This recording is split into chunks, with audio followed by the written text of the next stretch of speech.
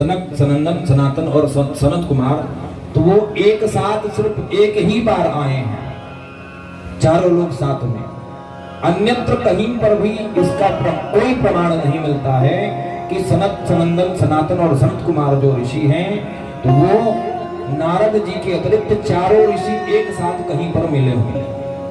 हमको इस विषय पर थोड़ा सा ध्यान आया, इसलिए हमने कहा कि आप सभी लोगों को इस विषय पर बताना चाहिए, क्योंकि हम जानते हैं, हमने कथा को सुना है, तो ये कथा की बारीकियां हैं, ये वो विषय हैं जिन विषयों पर हमें जानना चाहिए।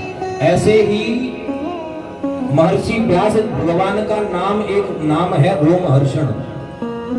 लगभग कहते हैं कि रोमहर्षण जायते, श्लोक भी आया है।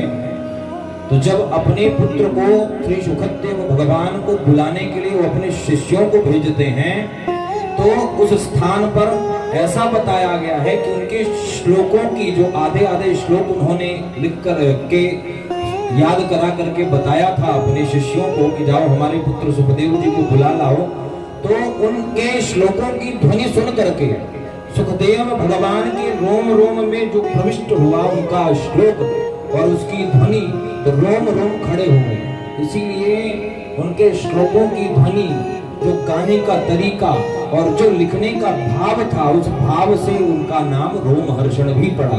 तो इसलिए महर्षि व्यास को, भगवान व्यास को हम एक नाम से और जानते हैं, उनका नाम रोमहर्षण जायते, तभी से उनका नाम रोमहर्षण भी पड़ा है।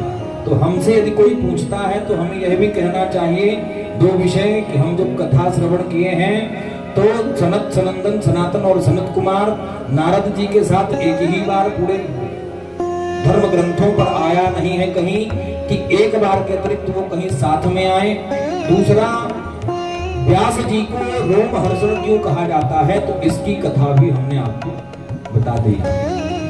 दूसरा, कूर्म पुराण में एक शिव गीता है। कूर्म पुराण की शिव गीता इतनी आनंदित है कि उसके विषय में